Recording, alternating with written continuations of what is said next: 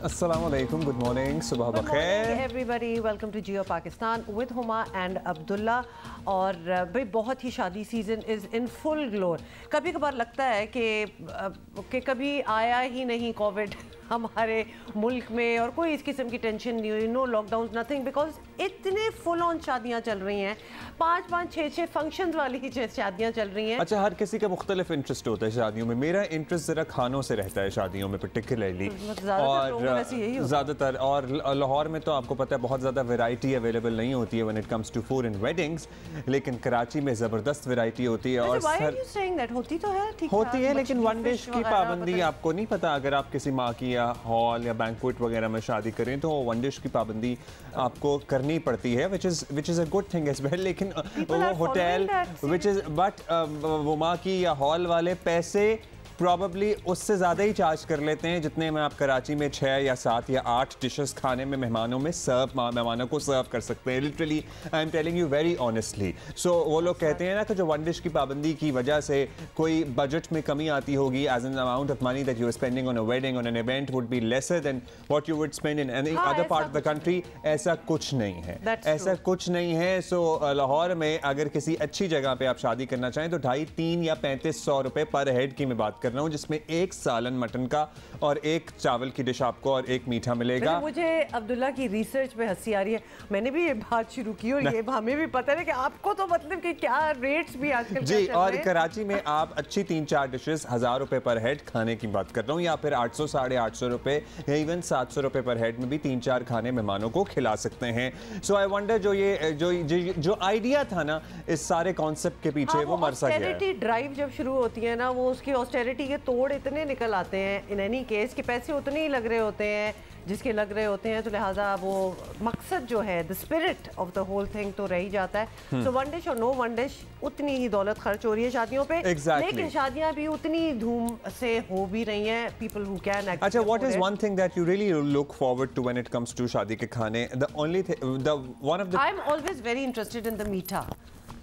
Really? Yes, you know, particularly सर्दी की शादी में। Exactly, मीठा जो होता है वो मौसमी भी होता है। जो जब सर्दी होती है तो फिर you can expect कि गाजर का हलवा होगा या गजरेला या कुछ इस किस्म की चीज़ होगी। So I'm always very and असल में मैं इतनी into sweets नहीं हूँ, लेकिन शादियों पे वही वाली बात होगी ना कि मतलब भाई गाजर का हलवा, और पंजाब में हम उसे पेठे का हलवा कहते थे, जो व्हाइट रंग का हलवा होता है, जैसे प्रॉब्ली यहाँ पे लौकी का हलवा भी शायद कहा जाता है। वो लौकी का ही हलवा होता है, लेकिन यहाँ पे कराची में बहुत ज़्यादा उसका ट्रेंड नहीं है, लेकिन पंजाब में तो बहुत ज़्यादा। लाहौर में लौकी का हलवा या पेठे का हलवा जो है वो बहुत ही लाजवाब बनता है। चीज़ें हमने सुबह सुबह वैसे आपको याद दिला दी और ख़ुद को भी वैसे तो याद दिला दिया। Now we better get an invite to a wedding जिसके मीठे में, ये मेन्यू में मीठा ये हो जो हमने अभी जिक्र किया है। तो जी एंजॉय योरसेल्फ, लेकिन प्लीज़ एक दफ़ा फिर कहेंगे कि शादियाँ ये सब कुछ तो चलता ही रहेगा, नथिंग एवर स्टॉप्स शादियाँ फ्रॉम हैपनिंग।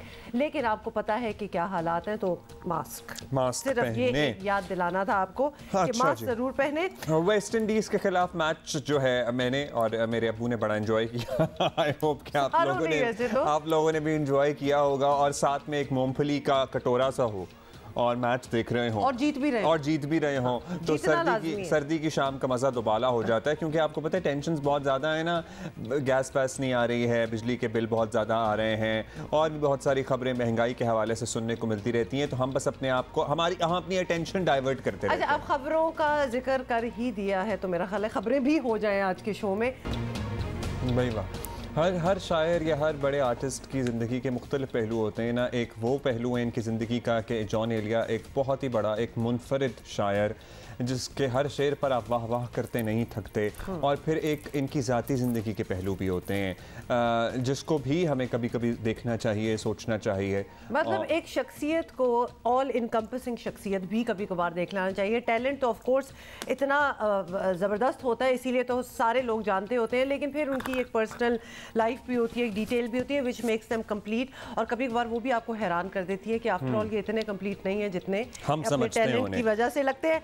अच्छा जी, अबाउट एवरीथिंग भाई, जब इतना अच्छी जीत होना तो फिर और कोई बात नहीं होनी चाहिए। थोड़ा सा एक फिगर है मेरे पास के 2018 में हमने 17 मैचेस जीते थे as in a years time. Pakistan team ने जो एक रिकॉर्ड था और हमारा ही रिकॉर्ड जो है हम ही ने खुद ही ने तोड़ दिया है, और अभी 2021 का बस इख्तिताम होने को है, और ये जो कल का जीत हुआ मैच था ये हमारा 18वां जीत थी, जिसको हमें सर्टेनली सेलिब्रेट करना चाहिए। है ना कि रिकॉर्ड भी खुद ही बनाओ और खुद ही तोड़ो भी, किसी और की मजाल भी ना हो।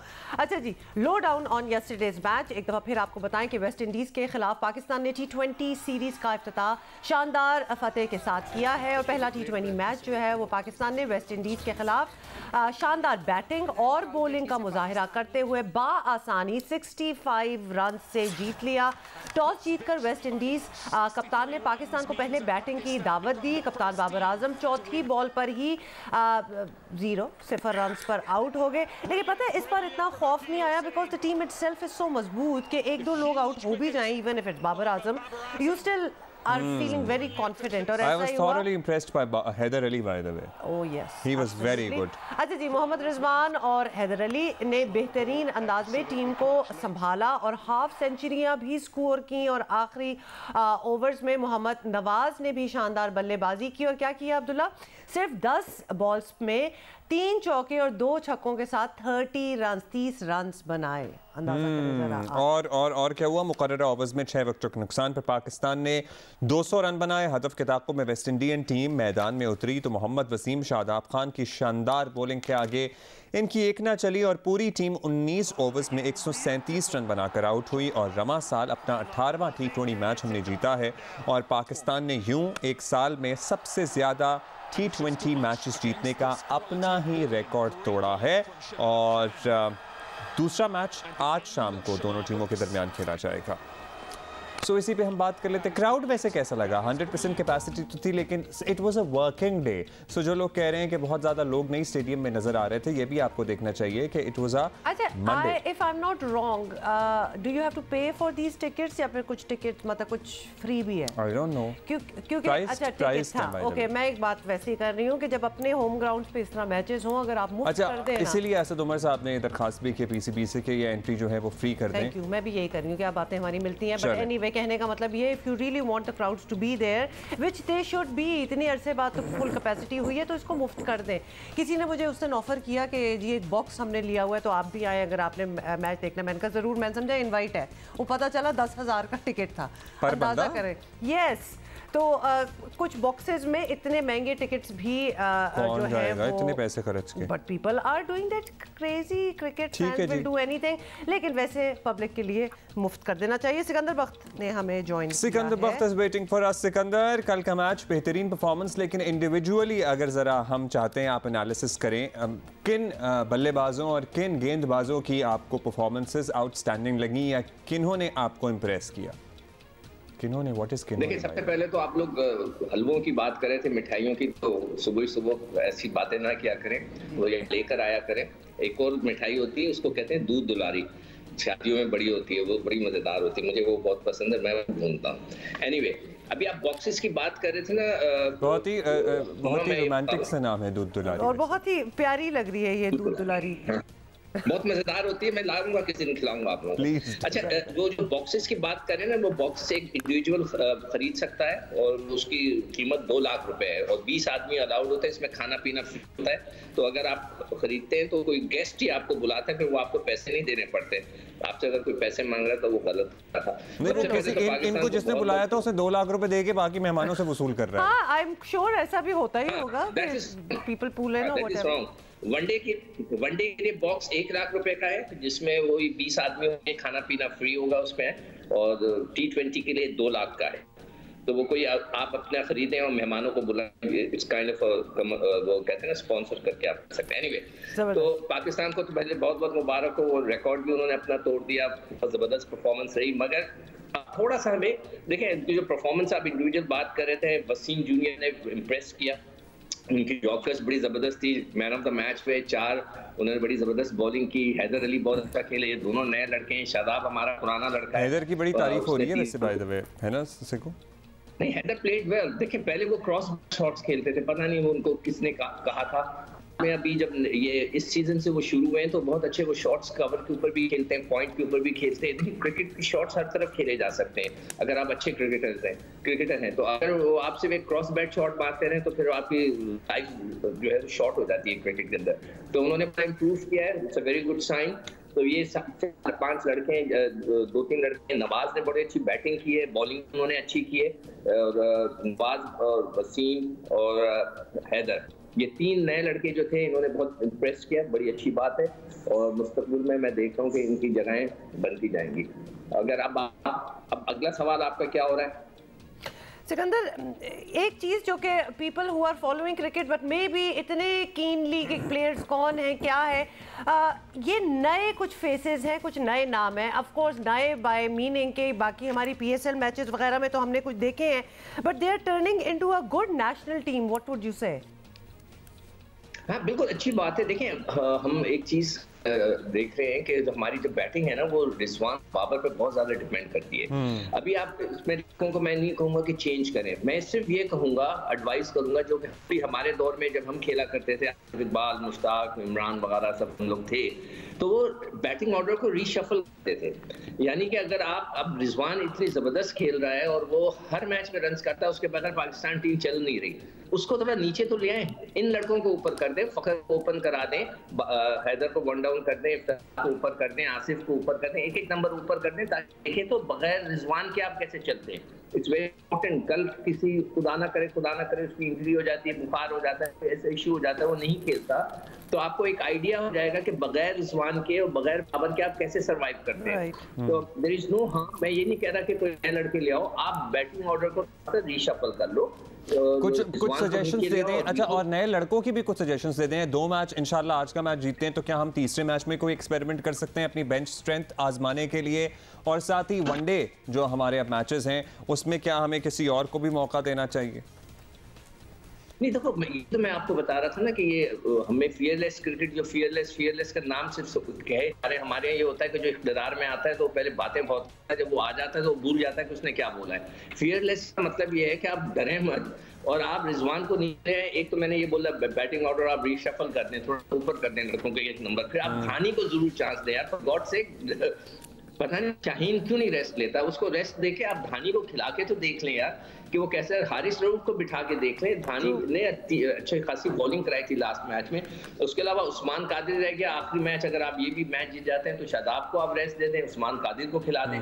तो भाई यही लड़के हैं, कुछ दिल रह गए, हसनैन जो है वो है। तो मेरी तो ये सजेशंस हैं कि अगर अगला मैच आप खिलाएं, बाकी बैटिंग में रीशफल कर दें। चलें जी, थैंक यू, बहुत शुक्रिया सिकू। कल फिर आपको दोबारा जहमत देंगे और आपसे पूछेंगे आज के मैच का जो भी अहवाल रहता है उसके बारे में। इंशाल्लाह हम अपनी जीत की ही बात कर रहे होंगे। मुझे लगता है कि हम थोड़ा सा क्लियर पॉइंट हो गए हैं, हमें ज़रा पता चल जाता है what's gonna happen you know in the near future, खासतौर पे where cricket is involve. Hopefully Allah हम जीत ही जाएं। अच्छा जी, अभी हमारे पास एक ताज़ा तरीन खबर है और ख़बर हमारे पास ये है कि सानेहा सियालकोट में मुलव्विस मजीद 18 मुलज़िमान को फोरेंसिक लैब पहुँचा दिया गया है और पुलिस के मुताबिक मुलज़िमान का कौन सा टेस्ट होगा एग्जैक्टली ये हम जान लेते हैं ज़रा अहमद फराज से। CCTV videos, mobile phone footages वगैरह वगैरह की मदद से ये मुलज़िमान जो हैं वो आइडेंटिफाई किए जा रहे हैं। अहमद बताइएगा अब आगे क्या प्रोसेस है, इनका कौन सा टेस्ट होगा, क्या मरहले हैं जो तय होने हैं?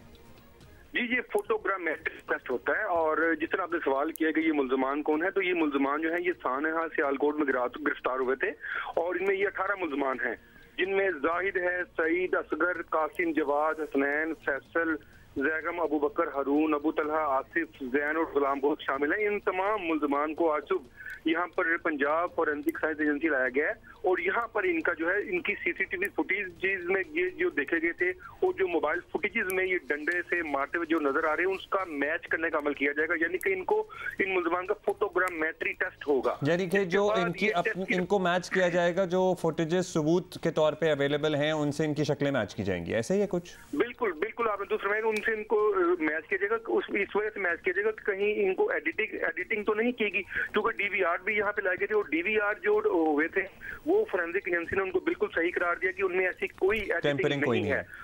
जी, अच्छा ये मुलजमान जी ये भी बताइएगा अहमद फराज के ये जो लोग जो अभी तक आइडेंटिफाई हुए हैं, अगर आपको ये इन्फॉर्मेशन हो कि ये उस फैक्ट्री में काम करने वाले लोग थे या फिर बाहर से बुलाए गए थे, मतलब कोई आइडेंटिफिकेशन इनकी एज सच हुई है कि कहां से इकट्ठे हुए? कहने का मतलब है कि सारे ही मुलाजिमीन थे फैक्ट्री के, कोई इधर-उधर से भी आ गए थे? क्योंकि ये भी कहा जा रहा है ना कि कॉल करके बुलाए भी गए थे लोग। देखिए हुमा, मैं आपको एक बात कहूँ, देखिए ये जो वाकया हुआ था ना प्रियंका का, ये बेसिकली दो वाकयात हैं। एक वाकया हुआ था फैक्ट्री के अंदर, जो फैक्ट्री के अंदर हुआ था जिसमें प्रियंका भागा था, छत के ऊपर गया था, फिर उसको हजूम ने मारा था। और अब दूसरा वाकया था इसको आग लगाने का। आग लगाने का जो वाकया था वो हुआ था बाहर, यानी कि सड़क पर। अब सड़क पर जो हजूम था उसमें एक फैक्ट्री के लोग शामिल थे, जिस तरह कुछ मुलाजमीन ने बताया है, और जिस अदनान मलिक जिसने इसको बचाने की कोशिश की थी उसने भी कहा था कि कुछ मुकामी फैक्ट्रियों के लोग भी आ गए थे, कुछ जो वहां पे इलाके को कुछ लोग थे वो भी थे, क्योंकि वहां पर जो वेव एक चल पड़ी थी कि इसने कोई मजहबी गुस्ताखी की है, इस वजह से ज्यादा लोग जो मुकामी थे वो भी इकट्ठे हुए थे, दूसरी फैक्ट्रियों के लोग भी इकट्ठे हुए थे। सो इस हवाले से दो वाकयात हुए थे, हलाक करने का और आग लगाने का। और दोनों वाकयात में जो मोबाइल फुटेज थी, जो सीसीटीवी फुटेजेस थी, उन्हीं की शनाख्त के लिए, उन्हीं की फोटोग्रामेट्री के लिए इन मुल्जमान को लाया गया ताकि ये साबित हो सके कि इसमें कोई एडिटिंग नहीं है, यही मुल्जमान है। और फिर इसी एविडेंस को, इसी शहादत को केस में ट्रायल के दौरान पेश किया जाएगा। ठीक, बहुत शुक्रिया आपका अहमद फराज, हमें अपडेट कर रहे थे। यानी just to think, I am sorry, लेकिन इसमें एक दफ़ा फिर ये बात याद आ गई कि जो लोग लिटरली जिनको कुछ पता भी नहीं है, हेयर से चल रही है, राह चलते आवाज़ आई कि इधर ये इस किस्म की चीज़ हो रही है, तस्दीक भी नहीं कर रहे और पहुंच गए हैं बीच में हिस्सा लेने। मतलब it compels you to think कि ये क्या माइंडसेट है। जब आप हज़ारों के मजमों में खैर मतलब बहुत सी चीज़ें वैसे तो कही जा सकती हैं, लेकिन इसके बारे में बहुत काम हो भी रहा है। So we let it. भाई आजकल आपको पता है एक और काम हो रहा है, एक और काम ये हो रहा है कि आपको मौसम बदल गया है, कुछ कोविड की पाबंदियों में भी नरमी आई है, तो कॉन्सर्ट्स और म्यूजिकल इवनिंग्स वगैरह खासी बड़ी तादाद में सोशल मीडिया पे हमें तो नज़र आ रही हैं। नॉन एज सच के हमें कोई बुला रहा है, Why did you have to add वैसे ही, लेकिन वैसे काफ़ी बड़ी तादाद में कॉन्सर्ट्स वगैरह, पर्टिकुलरली यूनिवर्सिटी कॉलेजों में ना यही सीज़न होता है ज़रा कॉन्सर्ट वगैरह होने का। और आतिफ असलम का एक कॉन्सर्ट हुआ, गालिबन उसमें कुछ बदतमीज़ी भी हुई थी और वो कॉन्सर्ट छोड़ के भी चले गए थे। लोगों का एक हजूम इकट्ठा हो जाता है तो वो कॉमन सेंस लीव्स और फिर एक मॉब सेंस बीच में आ जाती है। बेशक एक कॉन्सर्ट हो, किसी खुशी के मौके पे भी आप आए हो तो इस किस्म की चीज़ें होने के बहुत चांसेस हैं। And can I also say Atif Aslam का ही गालिबन कॉन्सर्ट था जिसमें गलती से भी एक शख्स आइडेंटिफाई हो गया था कि जैसे वो तंग कर रहा है, और हालांकि he was part of the management. और उस लड़के की, उस बच्चे की बेचारे की बाद में इतनी पिटाई हुई थी बिकॉज वो एक बात ज़रा उठ गई कि ये तंग कर रहा है, तो बड़ी कन्फ्यूजन्स भी क्रिएट हो जाती हैं। The only way to stop this, इसके मैनेजमेंट बहुत ही टफ हो, बहुत ज़्यादा बाउंसर्स, सिक्योरिटी गार्ड्स वगैरह हों, ताकि बिल्कुल ज़्यादातर लोग बहुत ज़्यादा हजूम में इकट्ठे ना हो सकें, बीच में कोई गार्ड शार्ड होना बहुत ज़रूरी है। बड़े वेन्यूज़ पर कॉन्सर्ट करें ताकि ज़रा स्कैटर रहे ऑडियंस। हमारी यूनिवर्सिटी में होते थे mostly Alhamra open air theatre जो कज़ाफ़ी स्टेडियम में है उसमें होते थे। वो इतना बड़ा वेन्यू है कि वहाँ पे आराम से हज़ारों स्टूडेंट्स भी खुलकर खड़े हो सकते थे, एक दूसरे के ऊपर इस तरह नहीं खड़े होते थे रश में। अब माशाल्लाह आबादी और बढ़ती चली जा रही है, जितना बड़ा वेन्यू होगा उतने ज़्यादा लोग भी आते हैं। तो फिर मेरा ख्याल है कि सेमेस्टर वाइज डिवाइड कर दें या बैच वाइज डिवाइड कर दें, क्योंकि थोड़ा सा रश कम होना चाहिए, क्योंकि रश कम होगा तो मैनेजमेंट ज़रा बेहतर होती है। एक ज़िमनी इलेक्शन जो होने वाला है, जो बड़ा इंपॉर्टेंट इसलिए है क्योंकि मुस्लिम लीग नून के रहनुमा जिनके इंतकाल के बाद ये नशिस्त खाली हुई है, अब उनकी बेवा पाकिस्तान तहरीक इंसाफ से इलेक्शन लड़ रही हैं। ठीक, तो मतलब सडनली हमेशा से। और जिस रहनुमा ने गुज़श्ता इलेक्शन पीटीआई के टिकट पे लड़ा था, इस मरतबा वो मुस्लिम लीग नून के कैंडिडेट हैं। एक तो ये इंटरेस्टिंग फैक्ट हो गया। तीसरा ये इंटरेस्टिंग फैक्ट है कि इस मरतबा टीएलपी जो कलअदम नहीं है, ज़ाद रिजवी साहब ने आपको पता है बाकायदा इलेक्शन कैंपेन का आगाज़ ही खानेवाल से किया था। सो इस मरतबा इस ज़िमनी इलेक्शन में वो तमाम फोर्सेस या वो तमाम पार्टियां अपनी जान लगाते हुए हमें नज़र आ रही हैं, जो मुमकिन तौर पर आने वाले आइंदा इंतखाबात में भी नज़र आएंगी। बड़ी इंसाइट्स अब्दुल्ला आपने हमें दी है। वैसे ये कलअदम वाली बात भी अजीब है कि मतलब है कि नहीं है, ये नहीं है ना, ये एक रोज़ के हिसाब से चीज़ें बदलती हैं, इस वक्त कलअदम नहीं है। लाहौर के बाद जी अब खानेवाल में ज़िमनी इंतखाब का दंगल सज चुका है। इलेक्शन की तैयारियां अरूज पर हैं। पंजाब की सारी बड़ी पार्टियां जोर लगा रही हैं। PP206 की नशिस्त नून लीगी MPA निशात खान डाहा के इंतकाल के बायस खाली हुई थी। हम आपको ज़रा बैकग्राउंड दे रहे हैं। दिलचस्प बात, जिस तरह के अब्दुल्ला ने भी बहुत सी वैसे तो गिनवा दी हैं, ये है कि इस बार साबिक उम्मीदवार पार्टियां बदल बदल कर मैदान में उतर रहे हैं और निशात अहमद ढाई की बेवा जो है नौरी निशात डाहा अब PTI की उम्मीदवार हैं, जबकि पिछले इंतखाबात में PTI की टिकट से हारने वाले राना सलीम इस बार मुस्लिम नून की जानिब से बिल्कुल खड़े होंगे। और वैसे विच इज़ वेरी स्ट्रेंज, इसकी भी बैकग्राउंड एक होनी चाहिए अब्दुल्ला कि ऐसा है क्यों? अच्छा, इस बार तहरीक इंसाफ सर्टनली अगर उनकी कैंडिडेट को हमदर्दी का वोट मिलता है तो सर्टनली उनको फ़ायदा होगा। पाकिस्तान तहरीक इंसाफ को निशात अहमद डाहा साहब की अगर जो उनकी अहलियाँ हैं उनको वोट मिला, और पीपल्स पार्टी भी NA 133 की तरह बड़ी पुरएतमाद है। खानेमाल में पहली मरतबा भरपूर इंतखाबी मुहिम भी चला रही है, उनकी तरफ से भी भरपूर कोशिश की जा रही है। और पाकिस्तान मुस्लिम लीग अच्छा, मीर वासिफ जो है वो पीपल्स पार्टी की जानिब से खड़े हो रहे हैं इसी हल्के में, तो लिहाजा हमने आपको 3 एटलीस्ट पार्टीज का तो बता दिया, नून, PTI, पीपल्स पार्टी और of course Tehreek Labbaik is also participating. Suhail वड़ाई साहब हमारे साथ हैं, वो हमें ज़रा बेहतर समझा सकते हैं कि एक्चुअली हो क्या रहा है। वड़ाई साहब, खानेवाल के ज़िमनी इंतखाबात में सबसे पहले तो यही सवाल आता है कि मुस्लिम लीग नून वाले PTI से और PTI वाले मुस्लिम लीग नून के टिकट से इलेक्शन क्यों लड़ रहे हैं, तो पहले तो ये समझा दें।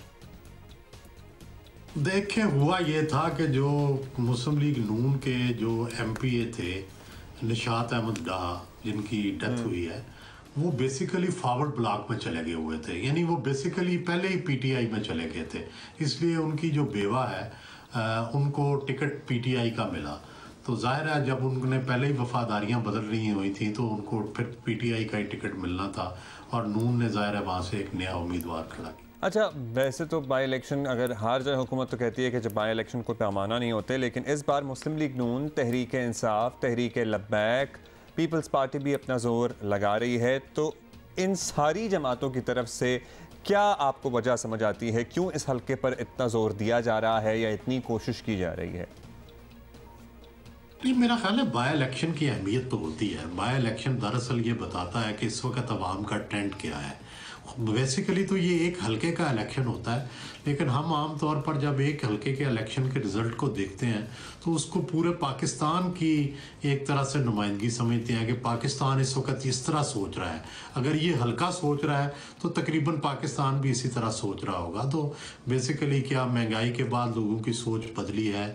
क्या लोग जो हैं वो इस महंगाई के बावजूद PTI को वोट देंगे, या उनका रुझान जो है वो नून की तरफ हो गया है, या पीपल्स पार्टी ने लाहौर में जो वोट लिए हैं क्या इसी तरह वो खानेवाल में भी वोट ले सकेगी या नहीं? अच्छा वड़ाई साहब, अब बज़ाहिर तो 3 बड़ी सियासी जमातों के साथ तहरीक लब्बैक भी नुमाया नज़र आ रही है। फिर जो पिछले इलेक्शन में जो नवाज़ और एंटी नवाज़ वोट वाली तफरीक थी, अगले इलेक्शन में मज़ीद तफरीक की तरफ जा सकती है। आप इत्तेफाक करेंगे इस बात से? ये हो तो सकता है।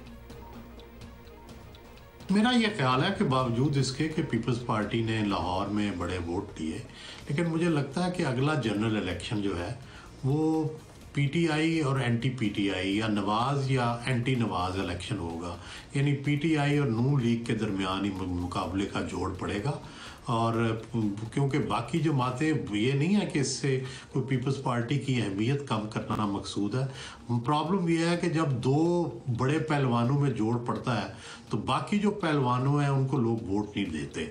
ये एक पंजाब का और सिंध का और बाकी जगहों का मसला है, यहाँ तीसरे कैंडिडेट को वोट नहीं मिलते। तो यही वजह होती है कि फिर तीसरी पार्टी के वोट कम हो जाते हैं। चलें जी, लेट्स सी 16 को ये इंतखाब है। अब 16 को फिर हम आपको दोबारा ज़हमत देंगे, 16 या 17 को दोबारा आपसे ज़रा इस पर तज्जिया लेंगे। अभी हमने एक ट्रिब्यूट देना है which is also part of our top stories. Urdu के मुनफरिद शायर जॉन एलिया का आज यौम पैदाइश है। जॉन एलिया का असल नाम सैयद जॉन असगर था और उनके वालिद अल्लामा शफीक हसन एलिया उर्दू, फ़ारसी, अरबी और उबरानी ज़बान के आलिम थे। अभी आलमी उर्दू कॉन्फ्रेंस में भी उनके नाम एक सेशन था। और उर्दू के नाम पर दानश्वर सैयद मोहम्मद तकी और उर्दू के मारूफ शायर रईस अमरोहवी उनके बड़े भाई थे।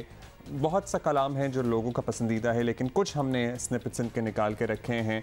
वैसे हैरान कुन बात है कि जॉन एलिया ने अपना पहला शेर जो था वो सिर्फ 8 साल की उम्र में कहा था। हम तो आजकल स्ट्रगल कर रहे हैं 8 साल के बच्चों को उर्दू पढ़ाने में। हाँ, मतलब उर्दू पढ़ाने में, स्लैश पढ़ाने में और बुलवाने में भी स्ट्रगल कर रहे हैं। ये बहुत ज़्यादा और मुश्किलात ज़िंदगी में हो गए, लेकिन जॉन एलिया साहब के वक्त मेरा ख्याल है कि इट वाज ऑल अदब एंड शायरी।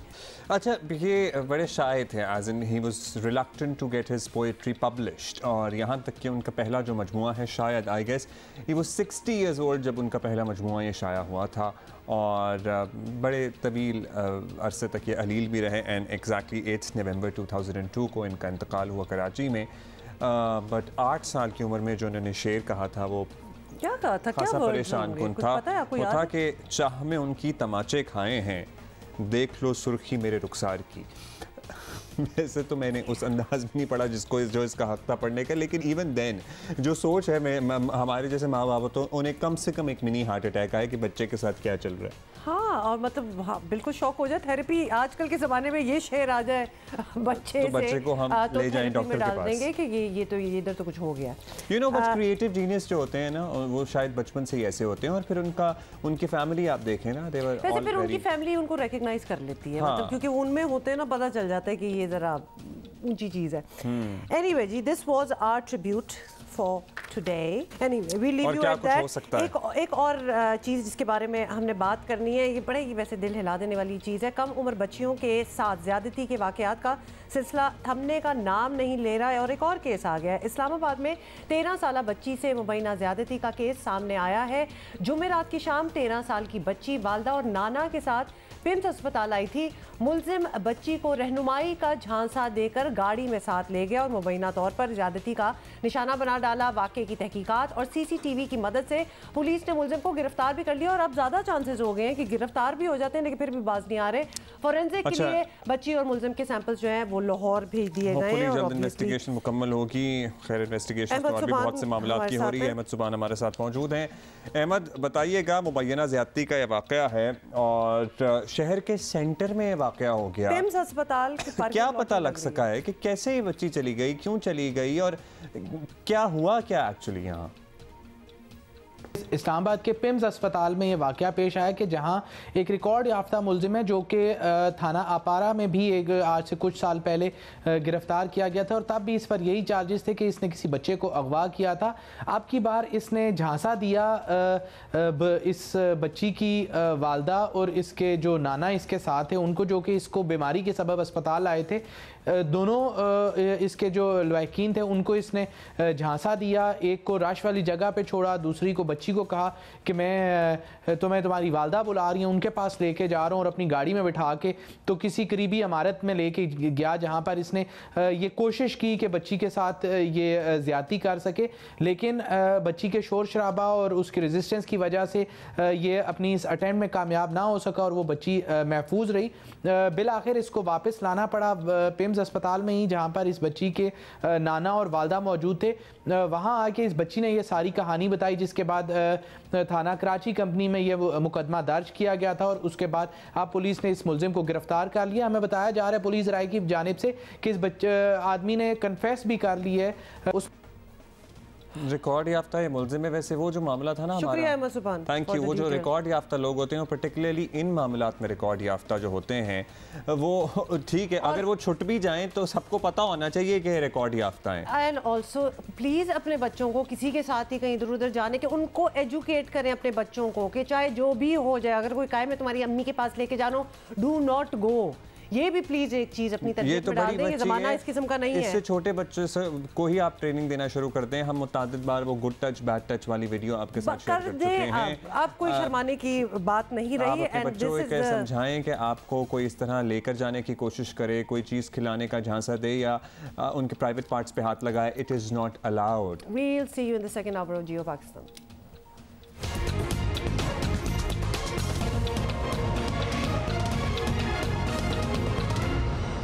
अच्छा जी, वेलकम बैक। एक और चीज़ भी अब बिल्कुल ही इट्स अराउंड द कॉर्नर, बच्चों की सर्दी की छुट्टियाँ बहुत से स्कूल लेट दे रहे हैं। आई वंडर कुछ ने स्टार्ट कर दी हैं और आज शफकत महमूद साहब ने एक इजलास भी तलब किया जिसमें डिसाइड किया जाएगा ये छुट्टियों वाले मामलात और बच्चों कि स्कूल्स में वैक्सीनेशन के हवाले से, कोरोना वैक्सीनेशन के हवाले से भी कुछ मामलात ज़ेरे गौर आएंगे।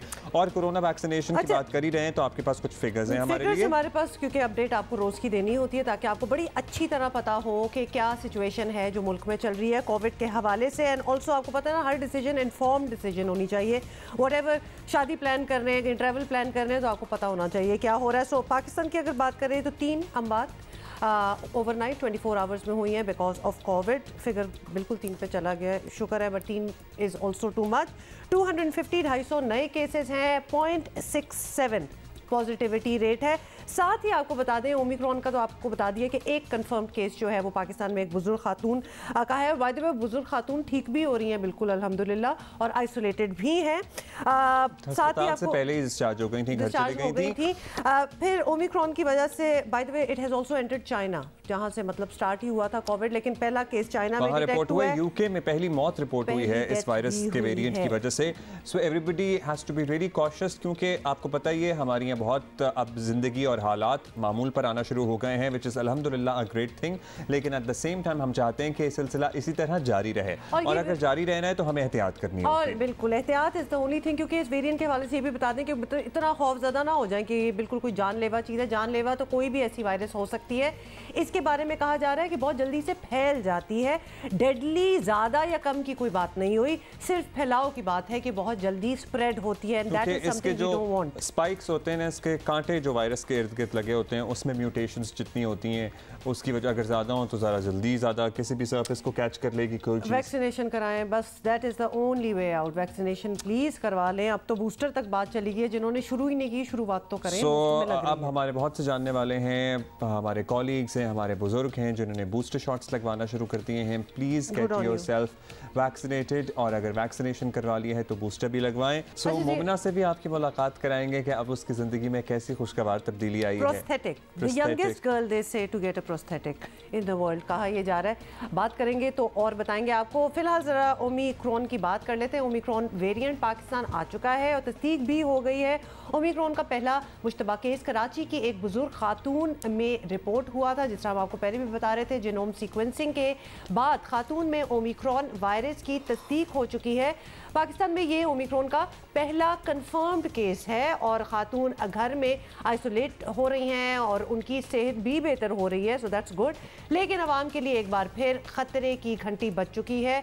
NCOC ने तो पहले ही ओमिक्रॉन की आमद से खबरदार कर दिया था। अगर आपको याद हो, ओमिक्रॉन से मौत का वाहिद केस बरतानिया में कल ही रिपोर्ट हुआ है और ज़्यादा मौलिक नहीं, लेकिन बहुत तेज़ी से फैलने की वजह से आलमी इदारा सेहत ने ओमिक्रॉन को भी डेल्टा वेरिएंट की कैटेगरी में डाल रखा है और बचाव के लिए बूस्टर शॉट्स भी लाजमी करार दे दिए हैं। पाकिस्तान में ओमिक्रॉन की तस्दीक के बाद कौमी इदारा सेहत ने भी अपील की है कि आवाम NCOC की गाइडलाइंस के मुताबिक जल्द अज जल्द वैक्सीन लगवाएं। लेकिन वैक्सीनेशन और SOPs के मामले में आवाम की बड़ी तादाद अब भी गैर संजीदा है। ज़रा सी गैर जिम्मेदारी बड़े ख़तरे का सबब बन सकती है। हुकूमत को कुछ सख्ती करना पड़ेगी। लेट्स सी क्या ऑप्शंस हैं हुकूमत के पास। इसी पे ज़रा बात कर लेते हैं कि हमें क्या अपने तय भी अगर एहतियात करें तो क्या कुछ हैं जो हम कर सकते हैं। मुआलिज मुताद्दी अमराज डॉक्टर फैसल महमूद हमारे साथ मौजूद हैं। डॉक्टर साहब शुक्रिया आपने वक्त दिया। डॉक्टर साहब, कोरोना के ओमिक्रॉन वेरिएंट की पाकिस्तान आमद की तस्दीक तो हो गई है। अब हम आपसे जानना चाहते हैं, क्योंकि जैसे ही कोई नया किस्म आती है या नया वेरिएंट आता है तो बहुत सी अफवाहें और बहुत से फॉरवर्ड व्हाट्सएप मैसेजेस जो है ना वो सूरत हाल को और पेचीदा बना देते हैं। तो आप हमें बताइए, बीइंग एन एक्सपर्ट, कितनी मुख्तलिफ है ये किस्म दूसरी किस्मों से और क्या ज़्यादा ख़तरनाक है, कम ख़तरनाक है? ज़रा डिटेल दें इसकी प्लीज़। ये वाला जो वायरस है ये पहले वाले जो वायरस के से कंपेयर करें तो ये ज़्यादा तेज़ से फैलता है। अलबत्ता ख़तरनाक अगर बोलें, यानी कि अगर बोलें कि शिद्दत कितनी इस बीमारी की, तो कहना मुश्किल है।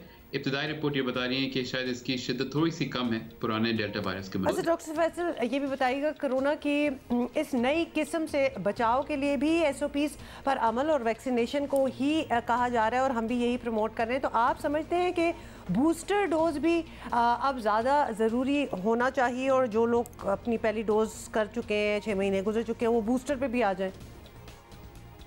तो देखिए, वायरस तो वही कोरोना वाला वायरस है, यानी कि जो आपके हमारे एहतियाती तदबीर हैं वो वही हैं। मास्क पहने, हजूम में ना जाएं, ऐसी जगह पे रहें जहाँ पे वेंटिलेशन अच्छी हो और वैक्सीनेशन लगाएं। वो लोग जिनकी वैक्सीनेशन को 6 महीने से ऊपर हो गए हैं और उनकी उम्र 50 साल से ज़्यादा है, या जो हेल्थ केयर वर्कर्स हैं, उनको बूस्टर लगाने की ज़रूरत है। मगर इसका ये मतलब नहीं कि सबको बूस्टर लगाएं, बस ये जो लोग हैं 50 साल से उम्र से ज़्यादा, जो हेल्थ केयर वर्कर्स हैं और अगर 6 महीने से ऊपर हो गए आपके आखिरी वैक्सीन लगे। डॉक्टर साहब, कोरोना को अब लगभग ऑलमोस्ट 2 साल या इससे ज़ायद हो चुका है। किसी न किसी सूरत में हर 2-4 बाद ये किसी नई शक्ल में ज़ाहिर हो जाता है। तो अब तक जो कुछ हम देख रहे हैं या आप लोग देख चुके हैं, क्या कोई उम्मीद रखें कि दुनिया इस वायरस से मुकम्मल तौर पर छुटकारा हासिल कर सकेगी, या it would remain a part of our lives in some form और अनदर?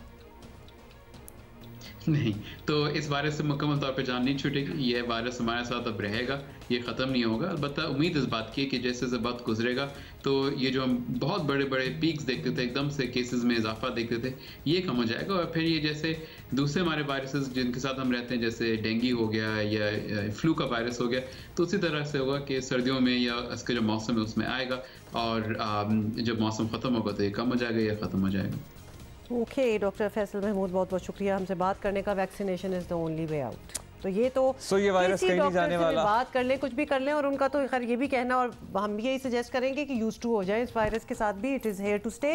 और अगर आप इम्यूनाइज्ड हैं, आपने अपने आप को वैक्सीनेट कराया हुआ है, तो फिर ख़तरा होना नहीं चाहिए ना। कुछ थोड़ी सी मदद खुद भी करें और दुआ भी करें कि ऑब्वियसली चीज़ ख़त्म हो जाए, but just don't sit there and wait for it. Equip yourself. यही हम कहेंगे कि अपने आप को कोई भी दुश्मन हमला कर रहा होता है तो आप कुछ तैयारी तो करते हैं ना, तो करना है ना, तो कर जब आप सर दर्द होता है तो दर्द की गोली खाते हैं, तो बिल्कुल इसी तरह इसमें क्या मुज़ायका, अगर आपको लग रहा है कि कोरोना है तो उसके लिए आपको हिफाजती मैकेनिज्म तैयार रखना है अपने लिए। तो होपफुली जिनको सुनी सुनाई बातों पे नहीं जा रहे थे, उन्होंने इस 1.5-2 साल में स्टडी कर लिया होगा, खुद अपनी रिसर्च कर ली होगी। स्टडी तो शायद बहुत सौ ने ना भी किया हो, अपनी रिसर्च करके अपने जहन को तसल्ली देने के लिए, तो बंदा फाइंड आउट करने के लिए कि भाई ये कितनी खतरनाक है, कुछ तो कर ही लिया होगा। तो अब आप वैक्सीनेट अपने आप को कर लें। अच्छा जी, अभी हम आगे बढ़ेंगे। बताना आपको ये कि टाइम मैगजीन ने दुनिया के अमीर तरीन शख्स एलन मस्क को पर्सन ऑफ द ईयर करार दिया है। अब टाइम मैगजीन के मुताबिक SpaceX टेस्ला के मालिक एलन मस्क की दौलत का तखमीना $250 अरब से ज्यादा है। I can't speak a word after that. $250 अरब। भाई जिसके जीरोस की बात ही ना समझ आए उसके बारे में फैंटेसाइज। $250 अरब। इसको पता होगा इसके पास कितने पैसे हैं, मतलब गिनता होगा रोज बैठ के? नहीं भाई, इतना कहाँ टाइम है लोगों के पास। अच्छा जी। अच्छा, इंटरेस्टिंग बात ये कि इनके पास अपना घर नहीं है और वो जमीन, जी पाकिस्तानियों सुन लो, ये किराए के घर में रहते हैं, और ये अब ज़मीन को बचाने के लिए, नई ज़मीनें दरियाफ्त करने के लिए तो चांद जा रहे खुद को मसरूफ़ रखे हुए हैं।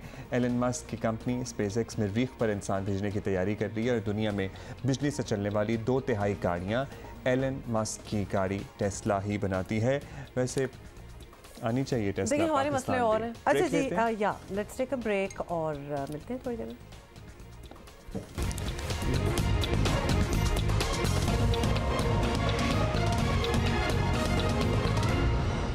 अच्छा, everything is now becoming smart. तो हर चीज ही स्मार्टफोन्स हैं, तो स्मार्ट धमाका फलाना, स्मार्ट वॉचेस भी हैं। स्मार्ट धमाका फलाना नहीं आया अभी, वो हैं, वो तो शुरू में ही थे। उनके बाद रिंग और वॉच वगैरह आए थे।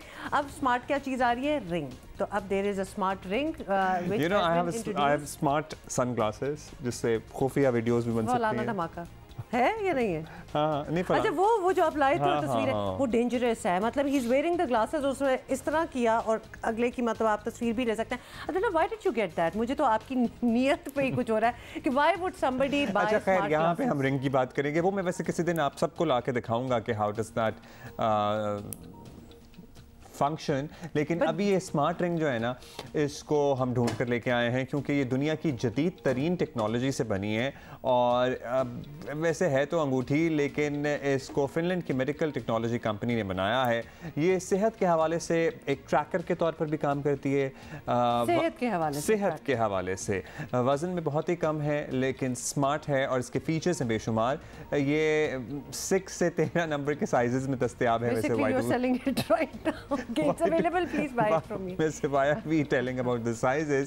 और इसके रंग, लेकिन which color would you get it? भाई मैं forget the color, लेकिन इसकी चीजें तो बता देना। अच्छा ठीक है। जिस्मानी दर्जा हरारत यानी टेम्परेचर आपका, धड़कन, आपकी हार्ट बीट, आपके सांस लेने के अमल, और यहाँ तक के कैलोरी बेसिकली अगर आप बर्न कर रहे हैं, जिस तरह स्मार्ट वॉचेस वगैरह कैलोरी कैलकुलेट करती है ना, फिटबिट वगैरह चीज़ें, वैसे ये कर सकती हैं। I want these I like the one in why would you want 2 rings? मतलब अब्दुल्ला, एक चीज़ जब इंट्रोड्यूस हो जाती है आपको एक भी नहीं चाहिए, आपको 2 चाहिए, मतलब एक ही चीज़। Because I want them in 2 different colors, एक सिल्वर और एक गोल्डन। तो कलर की कोई छल्ला दे दे कोई अब्दुल्ला, कोई डजेंट मैटर कि वो स्मार्ट है कि नहीं है, क्योंकि स्मार्ट में तो बड़ी चीज़ें हैं, तो वो आपको बड़ी अच्छी तरह वार्निंग भी दे सकती है और बता भी सकती है अगर आपकी सेहत में कोई इधर उधर चीज़ें ठीक। इसी पे ज़रा सूरत हाल मालूम करते हैं जिन लोगों की गहरी नज़र है अफगानिस्तान के मामलात पर। समी यूसुफ सही साहब माहिर हैं अफगान उमूर के, बहुत शुक्रिया समी साहब, आपने वक्त दिया। समी साहब, तालिबान हुक्काम अब भी समझते हैं कि दुनिया उनके मुंजबित असासे बहाल कर देगी, एक तो ये बताइएगा, और इमदाद जारी रखे तो हालात प्रॉब्ली वो बेहतर कर सकते हैं या हालात उनके बेहतर हो जाएंगे और सब कंट्रोल में आ जाएगा? और आपकी नज़र में मसले का फौरी हल क्या यही है कि ये जो फ्रोज़न अकाउंट्स हैं ये अनफ्रीज़ हो जाएं और उसके बाद कुछ इमदाद मिल जाए और मामलात सही हो जाए?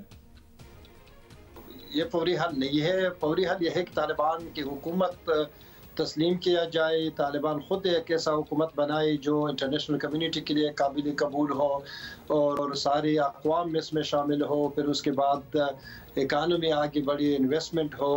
मेरा ख्याल नहीं कि असेट्स की रिलीज़ के बाद तालिबान में ये इस्तिताअत है कि हर बंदे को कैश दे या नक़द पैसा दे।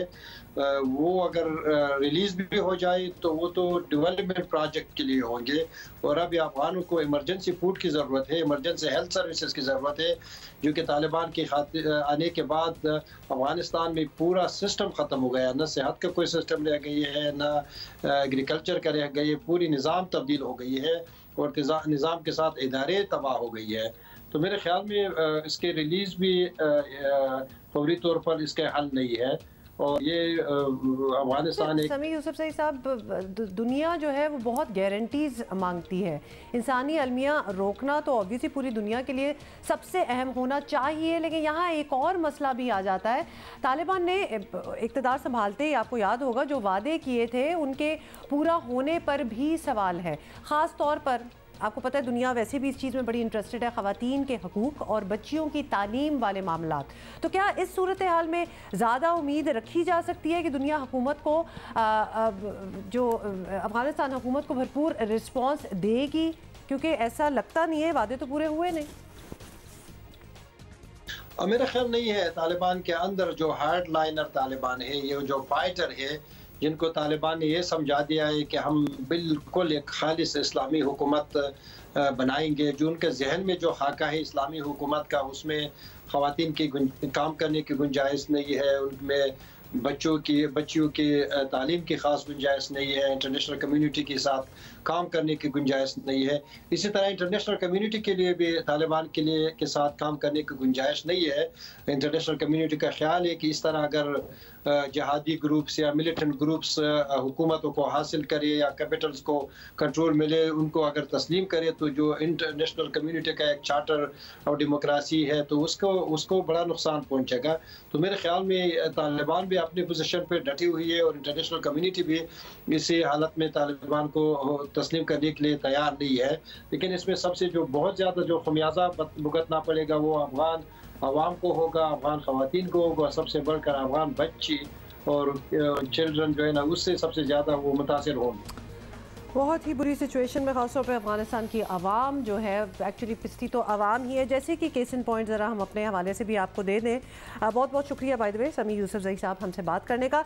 दूध की कीमत आपको याद है, पाकिस्तान की बात हो रही है, कराची की बात हो रही है। सरकारी कीमत 120 रुपये फ़ी लीटर जो थी वो फिक्स हुई थी, रेट थी। लेकिन पूछना हम ये चाहते हैं मासूमाना सवाल कि मिलता कहाँ है 120 पे, क्योंकि जहाँ से हमें ट्वीट्स आ रही हैं, जहाँ से हम पता कर रहे हैं, लिटरली एक इन हाउस हमारी एक रिसर्च भी हो जाती है, 140 से कम तो कुछ नहीं है। अच्छा, आप प्लीज़ हमें लिख के बताइएगा। @Jio Pakistan TV हमारा ट्विटर हैंडल है। फेसबुक पे भी आप हमारी किसी पोस्ट के नीचे कमेंट कर सकते हैं दूध की कीमत के हवाले से। आपके इलाके में या आपके घर कितने रुपए फ़ी लीटर के हिसाब से दूध, और अगर कोई नोटिस लगा हुआ देखा हो, कोई कार्रवाई हो रही हो जो इससे ज़्यादा महंगे दामों पे बेच रहे 120 जो कि फिक्स्ड है, तो वो कार्रवाई भी अगर होती है, यानी इसका नोटिस लिया जा रहा है, तो हमें लिखें प्लीज़, हमें ज़रा बताएं। ब्रेक के बाद मिलिए। मॉर्निंग। Good morning.